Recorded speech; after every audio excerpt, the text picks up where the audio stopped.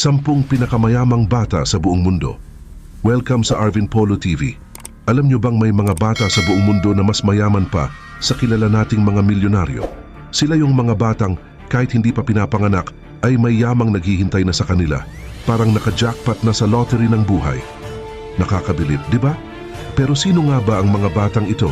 Ano ang mga kwento nila at gaano kalaki ang kanilang kayamanan? Tara, samahan niyo akong tuklasin ang mundo ng mga batang bilyonaryo at alamin kung sino-sino ang 10 pinakamayamang bata sa buong mundo. Kaya, tara na't simulan na natin. Number 1. Princess Charlotte of Cambridge. Si Princess Charlotte of Cambridge ay ipinanganak noong May 2, 2015 sa St. Mary's Hospital sa London.